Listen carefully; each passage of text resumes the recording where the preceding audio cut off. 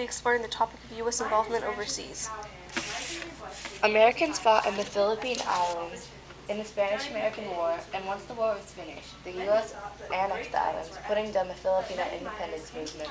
Many Americans disagreed with the decision to annex the Philippines, but imperialism supporters were happy this happened.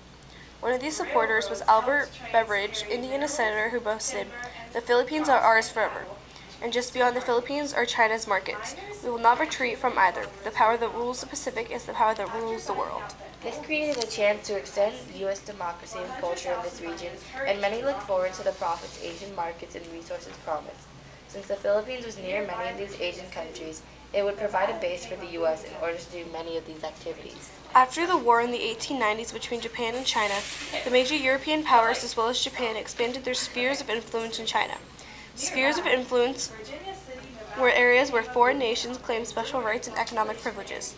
U.S. leaders who wanted access to Chinese markets and resources were worried about the competition for spheres of influence.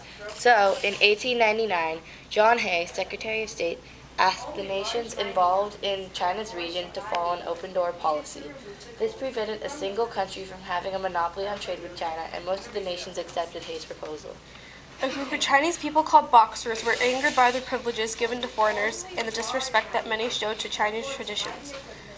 Soon, Chinese resentment toward foreigners' attitude of cultural superiority increased and led to a violent uprising that is now known as the Boxer Rebellion.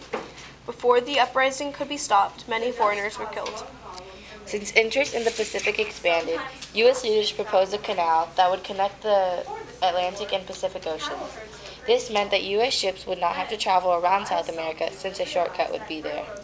In 1903, the nation of Panama was created as a result of President Roosevelt sending out the U.S. Navy to support a revolution on the Isthmus of Panama. The U.S. government was granted rights to an area called the Canal Zone, if in return they paid Panama $10 million and an annual fee of $250,000. This 10-mile wide strip of land is where the United States would build the Panama Canal.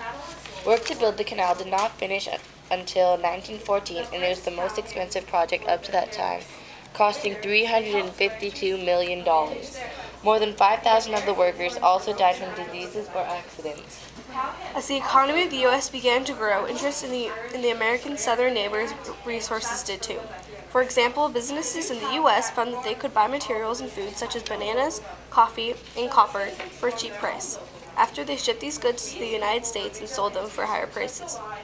Land in the Latin American region was also bought by U.S. companies for farming and mining.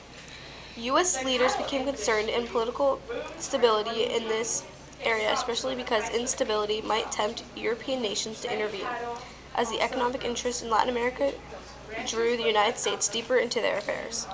President Theodore Roosevelt used this African-American saying, "Speak softly but carry a big stick," to sum up his foreign policy toward the region in the Western Hemisphere. He added the Roosevelt Corollary to the Monroe Doctrine in 1904, so the doctrine now prevented European intervention in Latin America and authorized the U.S. to act as a policeman in the region. This basically meant that U.S. leaders would now be able to intervene in Latin America's domestic affairs when they believed that such action was necessary to maintain stability. The Roosevelt Corollary was used in 1905 to take control of the Dominican Republic's finances, after the country had failed to pay its foreign debts. Later presidents also expanded on Roosevelt's big stick diplomacy during several events.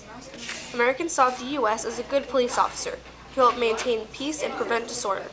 On the other hand, many Latin Americans saw the U.S. as an imperial power that only cared about its own interests. This mistrust continued to trouble U.S. relations with its neighbors.